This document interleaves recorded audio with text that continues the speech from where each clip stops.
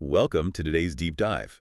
If you follow psychology or cognitive behavioral therapy or, even basic performance science, you probably already know the baseline premise. Right, the idea that our thoughts dictate our reality. Exactly. But today we are skipping the introductory stuff. We are going straight into the actual granular mechanics of how you can rewrite that internal code. Because it's one thing to know the theory, but it's another to actually decode the specific architecture of that thinking-feeling connection in real time. Yeah, and to do that, we've pulled a pretty dense stack of sources for you today.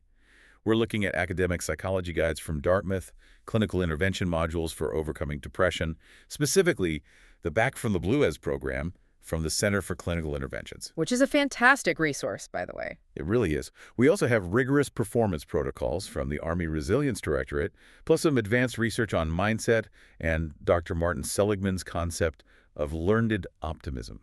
So it's a lot of ground to cover. It is a comprehensive stack.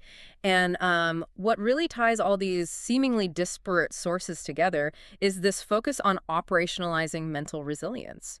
We aren't just looking at abstract theories of positive thinking here. Right, we're looking at the actual engine. Exactly. We are looking at how a soldier maintains lethal focus under fire, how a clinical patient walks back from severe depression, and how you can use those exact same mechanical frameworks to navigate a highly volatile world. The mission today is to help you move from being a passive recipient of your automatic thoughts to a strategic architect of your emotional state. I love that phrase, strategic architect. But, to set the stage for those advanced frameworks, we need to briefly address what the clinical module calls the grand illusion. Ah, yes, the trap we all fall into. We all do it. Even for those familiar with cognitive behavioral principles, this illusion is so deeply embedded in our language that it constantly trips us up. We routinely say things to each other like, my boss made me so nervous today, or traffic makes me furious. Yeah, we operate on this default, unquestioned assumption that an external event acts directly upon our nervous system to produce a feeling. Right, like it's a direct cause and effect. A happens, so I feel B. But that linguistic habit masks the hidden step in the cognitive process. The assumption that someone or something else determines our emotional experience completely ignores the perception that sits right between the event and the reaction. Because the thoughts happen so fast. Right. Precisely. They happen so fast and so automatically that the brain essentially skips the middleman in our conscious awareness. We confuse the judgment of the event with the actual emotion it produces. Okay, let's unpack this with a simple scenario from the sources to establish a baseline for everyone. Imagine you are at a networking event or a party, and you are introduced to someone named Mike. Okay, poor Mike is about to be our test subject. Right. So you're talking to Mike, but while you were speaking, Mike constantly looks over your shoulder. He's checking the door, scanning the room, never holding eye contact with you. Now, the event itself is completely neutral. It's just a person shifting their gaze. Literally just a biological movement of the eyes. Exactly. But the emotional outcome for you is wildly variable depending on the instantaneous thought you attach to it. If you think, he's blatantly disrespecting me, your biological response is anger. You feel your heart rate go up. Yeah. But if you think, I must be incredibly boring, I don't belong here at this party, your response is a sharp drop in self-worth. You feel sad or depressed. And if you take a third route, if you think he's clearly anxious about whoever he's waiting for, your response might just be calm empathy. You might even feel bad for him. The exact same event. Three totally different realities. And this is where we have to separate the thought from the feeling. When someone says, I feel like my colleagues don't respect my input, we have to pause and realize that is not a feeling. It's an assessment. Exactly. It's a cognitive assessment of a situation. It's a thought. The feeling is anxiety or resentment or hurt. Untangling the assessment from the biological emotion is the prerequisite for everything else we are going to discuss today. You just cannot re-engineer a machine if you don't know what the parts are called. Which brings us perfectly to the architectural blueprint of that machine. The Dartmouth Guide unpacks Dr. Albert Ellis's ABC model, which maps this hidden step explicitly. This is a classic foundational model. It really is. So A stands for the adversity, the objective situation. B is the belief, which is your internal explanation of why it happened. And C is the consequence, the actual feelings and behaviors that result. A, B, C, adversity, belief, consequence. To see this in action, the sources contrast two individuals, let's call them Mary Jo and Anna. They were facing the exact same adversity. They find out a mutual friend, Janice, was invited to a party while they were both left off the guest list. Ouch, we've all been there. Right, so the A, the adversity. is fixed. But the divergence happens entirely at the B stage. Mary Jo's belief defaults to a catastrophic assessment. She thinks, Janice is always included, I am fundamentally unlikable, I'm a total loser.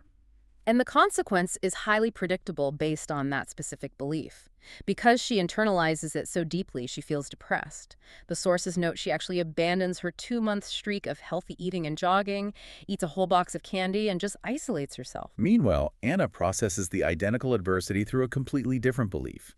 She assesses the situation and thinks, well, I don't know the host very well, maybe next time. A very measured belief. Yeah, and because her belief doesn't attack her core identity, the consequence is minimal. She acknowledges a little minor disappointment, sure, but she goes for her scheduled run, rents a comment video, and invites a different friend over. The A was exactly the same, but the B dictated two completely different realities. What's fascinating here is that we can actually take that a step further. The Dartmouth Guide introduces a highly analytical tool developed by Drs. Karen Ravage and Andrew Chate called the BC Connections. Oh, this part blew my mind. Right, because they discovered that this isn't just a loose psychological concept. There is a universal, highly predictable architecture connecting specific categories of beliefs to specific emotional consequences. It basically acts as a diagnostic tool for your brain. Ravitch and Chade map out that if your underlying belief is that your rights were violated, like a boundary was crossed or you were treated unjustly, the biological consequence is almost universally anger. It's an aggressive, defensive response, and it maps perfectly across other emotional states too. If your belief centers on a real or perceived loss, a loss of status, a loss of connection, maybe loss of an opportunity, the consequence is sadness or depression. And what about anxiety? If the belief is focused on a future threat, anticipating something dangerous or destabilizing on the horizon, the consequence is anxiety or fear. So you can actually use this to reverse engineer your own reactions in real time. If you are sitting at your desk and suddenly feel a wave of anxiety wash over you, instead of just marinating in the panic, you can stop and ask yourself, wait, what future threat was I just anticipating? Exactly. You trace the C back to the B. Right. Or if you feel a sudden flash of guilt, Mm. you can trace that back to a hidden belief that you just violated someone else's rights or expectations. It turns emotional regulation into an investigative process rather than just a passive, overwhelming experience. And that investigation is so necessary because of the sheer volume of data our brains process every day. The back from the Blue Ez clinical module refers to this continuous underlying stream of automatic thoughts. The internal narrator. Yes, it operates like background software, a continuous inner dialogue. Some of it is purely neutral and administrative, like I need to get gas on the way home. Some of it is positive or reinforcing, but a significant portion of it, especially under stress, consists of negative automatic thoughts. Let's ground that in a highly relatable, visceral scenario from the sources. So, you come home exhausted after a brutal 10-hour workday. You're already drained. Completely drained. You walk through the front door, and your newly cleaned, cream-colored living room carpet is covered in muddy footprints from the dog and your kids. A nightmare scenario. Truly. And the background software kicks in instantly. If your automatic thought is, these kids are entirely selfish, they don't care how hard I work, I'm going to ground them for a year, you generate a state of blind rage. Conversely, if your automatic thought targets your own competence, if you think, I have zero control over this house, I am failing as a parent, this place is always going to be a disaster, the resulting emotion isn't rage, it is despair. It's overwhelming defeat. But the mud is just mud. Exactly. The mud is just mud. It is objectively neutral dirt. The internal narrator is the one writing the tragedy and synthesizing the neurochemicals that make you feel awful. This is exactly where the military application comes into play, and I think it brilliantly shifts the conversation from clinical recovery to elite performance. The Army Resilience Directorate protocol focuses heavily on managing this exact internal narrator. They don't mess around with this stuff? No, they don't. They categorize the internal dialogue into automatic self-talk versus strategic self-talk. And they break down the differences across several distinct operational aspects, starting with the nature of the control you have over it. So automatic self-talk is spontaneous, it's reflexive, it bubbles up from the subconscious without your permission, and because of our evolutionary negativity bias, it almost always defaults to worst-case scenarios. It's the panic button. Right.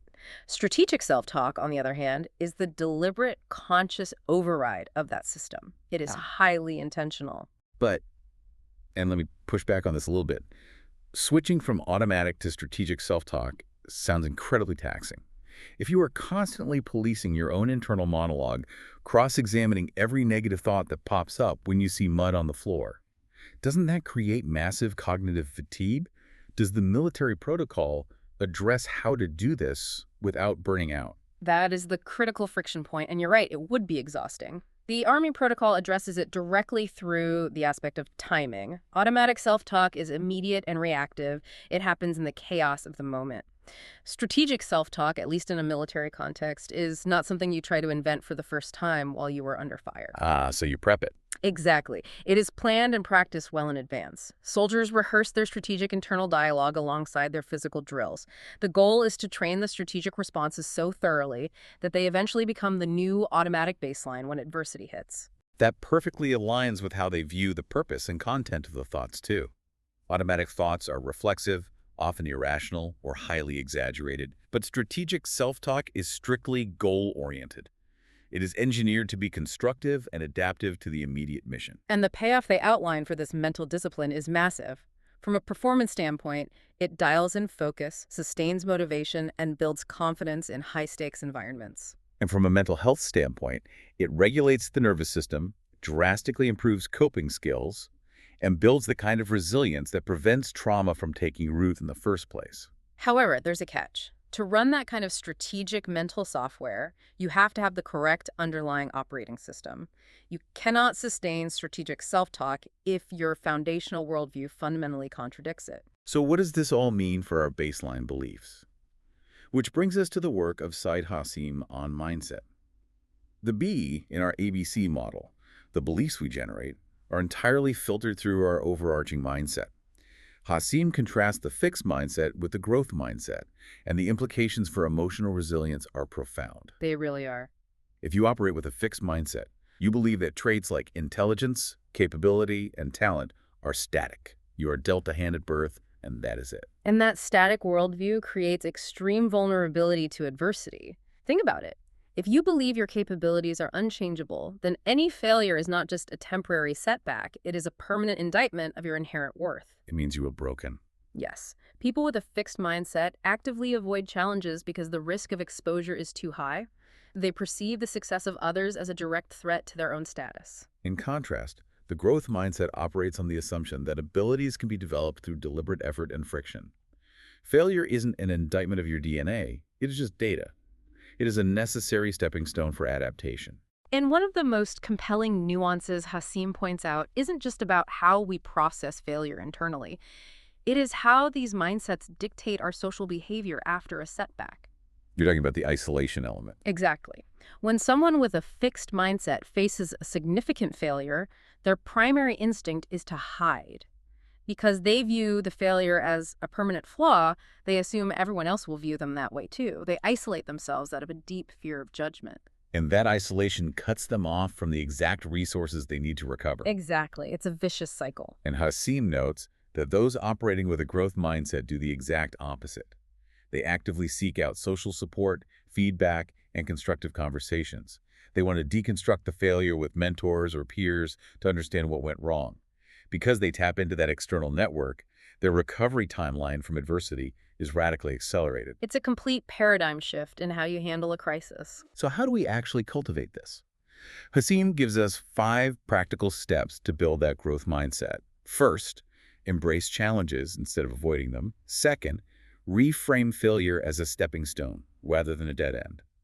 Third, practice gratitude. Then not just as a buzzword. Right. Gratitude is a tool to shift your focus from what's lacking to what's working.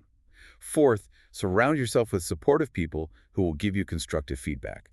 And fifth, cultivate self-compassion. I'm glad you brought up self-compassion because that is the linchpin to all of this. The transition from a fixed to a growth mindset is messy. You will inevitably fall back into catastrophic thinking from time to time.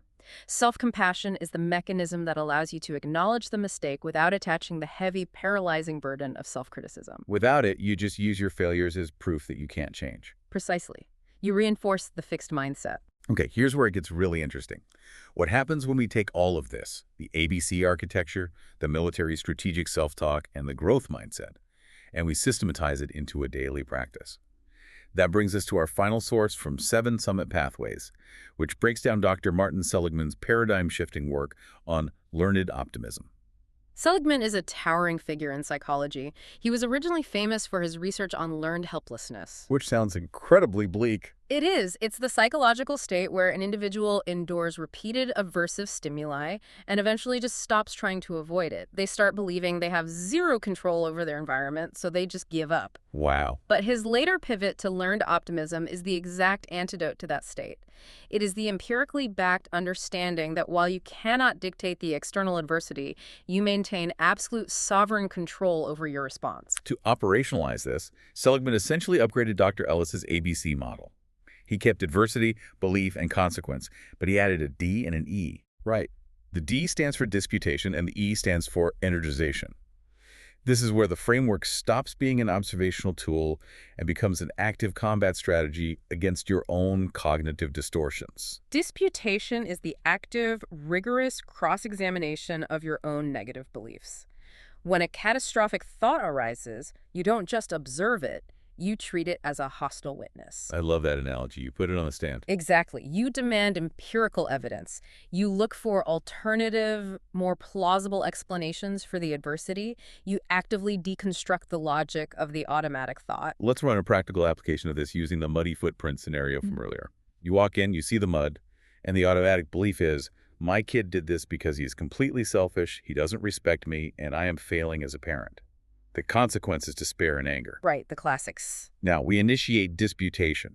What does that internal cross-examination actually sound like in the moment? Well, you start by challenging the evidence. You ask yourself, where is the actual proof that he did this maliciously to disrespect me? Is it more likely that a 7-year-old was just excited to get inside and forgot to take off his boots, just like he forgot his lunchbox yesterday? You look for the realistic alternative. Yes. And you look for utility. You ask, does believing I am a failure as a parent right now help me clean this carpet or effectively discipline my child? No, it just paralyzes you. And as you systematically dismantle that irrational belief, you experience the E-energization. By proving your own catastrophic thought wrong, the emotional heavy lifting is done. The despair lifts, the blinding rage dissipates into manageable annoyance, and you are energized to actually deal with the reality of the situation. You hand the kid a sponge and show him how to clean the carpet. If we connect this to the bigger picture, to make that disputation process even more targeted, Seligman identified 3 specific cognitive traps that fuel learned helplessness. He calls them the 3 Ps of cognitive distortion. The 3 Ps: personalization, permanence, and pervasiveness. Yes. When you are disputing a thought, these are the 3 pillars you are actively trying to knock down. Let's look at the first trap: personalization. This is the reflex to internalize all blame when adversity strikes. If a project fails at work, the personalized belief is, I am incompetent, this is entirely my fault. Which is almost never the whole truth. Exactly. Disputing personalization requires you to zoom out and map the external contributing factors. Yes, maybe you missed a deadline, but the client also changed the scope 3 times and the vendor was late with the materials. It is about distributing accountability accurately rather than just absorbing it all as a character flaw. The second trap is permanence. This is the temporal distortion where your brain tells you that the current pain or failure is going to last forever. I ruined this presentation, my career is permanently stalled, I will never recover. It feels like the end of the world. Always. Disputing permanence involves forcing your brain to recognize the transient nature of almost all events. You remind yourself of past crises that felt apocalyptic at the time but are now entirely resolved. You recognize your own agency to alter the trajectory of the future. And the final trap is pervasiveness. This is the bleed-over effect. You fail a math exam, and the pervasive thought is, I'm stupid, I'm going to drop out of school, I won't be able to get a job, my life is ruined. It takes one localized failure and infects your entire identity with it. It bleeds into everything. Right. Disputing pervasiveness requires aggressive containment. You have to put the adversity in a tightly sealed box. You tell yourself, I failed a math exam on a Tuesday. That is all that happened. It has zero bearing on my ability to be a good friend, my athletic skills, or my future career. By aggressively disputing personalization, permanence, and pervasiveness, you break the cycle of learned helplessness entirely. You stop being a victim of your own automatic cognitive reflexes, and you start exercising deliberate, strategic control over your emotional reality. So, synthesizing everything we have unpacked today, Whether you are a soldier trying to maintain operational clarity under extreme pressure, someone working through clinical modules to pull yourself out of a depressive spiral, or just someone trying not to let a frustrating commute ruin your evening with your family, the underlying mechanics are identical. The machinery is exactly the same. It is. The external world will constantly serve up adversity. But your emotions are not a mandatory biological reflex to that adversity. They are a consequence of your beliefs. You possess the agency to catch those automatic thoughts, subject them to rigorous disputation, and deliberately choose a narrative anchored in growth and strategic resilience. You hold the pen to the internal script. It is a profoundly empowering realization to understand the mechanics of your own mind, but it also leaves us with a much deeper, almost philosophical question to consider. What's that? Well, if our current emotional reality is largely just a byproduct of our habitual automatic thoughts, what happens to our fundamental identity if we completely rewrite the script of our inner voice? Who do you actually become when the narrator in your head changes the story? That is a powerful thought to leave on. That's exactly the kind of question that makes this work so transformative. Thank you for joining us on this deep dive. We challenge you to start paying close attention to that background software today. Catch those automatic thoughts, run the disputation, and see how quickly your emotional reality begins to shift. We will catch you on the next deep dive.